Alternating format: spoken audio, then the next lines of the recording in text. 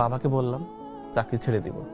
বাবা বলল না, সম্ভব না, সংসার চলবে কিভাবে? কোনোভাবেই সম্ভব না। তুমি 1 কোটি টাকার কাছে লোন পাবা বাড়ি করার জন্য, চাকরি কেন ছাড়বা?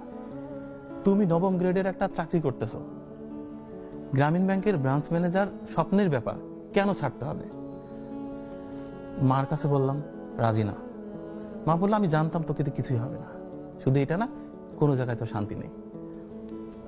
আমি ফোন করলাম আমার ওয়াইফের কাছে, ওকে। ওর নাম হচ্ছে নিশা। আমি একদিন ভোর রাতে আমি নিশাকে ফোন করলাম, বললাম নিশা আমি চাকরিটা ছেড়ে দিতে চাচ্ছি, তুমি একমাত্র পারো যে আমার অনুমতি দিতে। সে বলল কি, দেখো আসলে তোমার হাত ধরেছিলাম কিন্তু এটা ভেবেই যে আমাদের গাছতলায় থাকতে হতে পারে, তুমি তো তখন ব্যাংকের ম্যানেজার ছিলে না, তোর দরকার কি? তোমার যদি ভালো না লাগে, তুমি স্বস্তি না পাও, আমার মানে ব্যাপারটা হচ্ছে তুমি শান্তিতে থাকবা, এটা দেখবো। You have a beautiful wife. তো তুমি যখন অশান্তিতে আছো, আমার দরকার নেই ম্যানেজারি, চলে আসো। বিউটিফুল। আমার মনে আছে যে আমাদের এত ক্রাইসিস চলছিল যে আমার একটা মামাতো বোনের বিয়েতে আমাকে ইনভাইট করা হয়েছিল, বাট আমার কোনো টাকা ছিল না। আমার আমার স্ত্রীর হচ্ছে একটা নতুন শাড়ি ছিল, ওটা পরা হয়নি, ওইটা আসলে আমরা র্যাপিং করে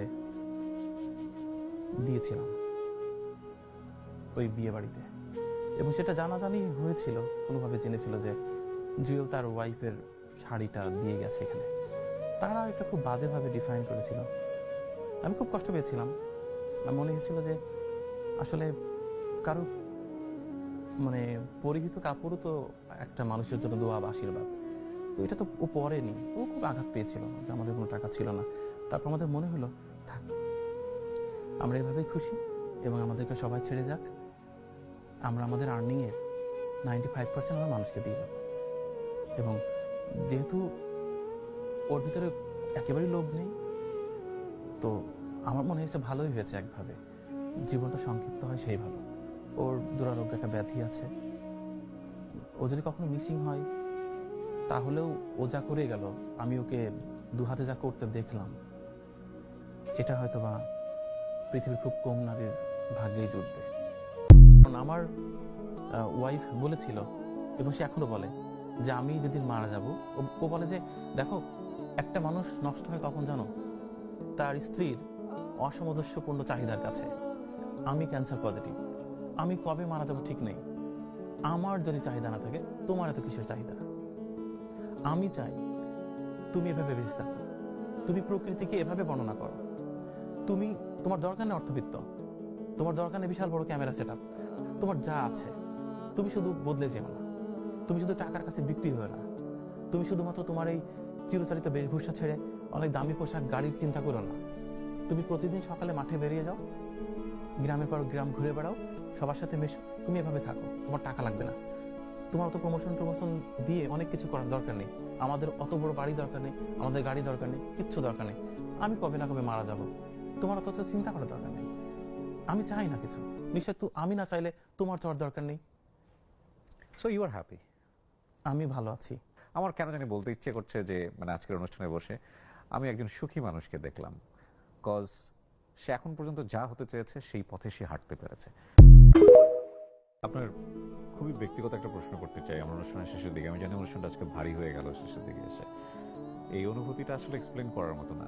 আপনার জীবনের বেস্ট কোম্পানি, আপনার গল্প শুনে যতটুকু বুঝেছি সেটা হচ্ছে আপনার স্ত্রী। জি। আপনার কখনো মনে হয় না যে যেই মরণ ব্যাধির সঙ্গে সে লড়াই করছে, হঠাৎ করে সে যদি আপনার জীবন থেকে মিসিং হয়ে যায়? এইটা আসলে আমার জন্য ভাবা খুব কঠিন, কারণ এই পৃথিবীতে আমাকে কেউ কেউ আসলে আমার পাগলামিটাকে প্রশ্রয় দেয়নি, কেউই দেখেনি।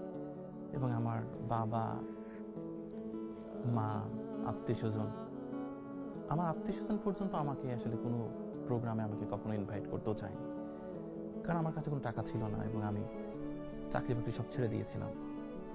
তো আসলে আমার স্ত্রী হচ্ছে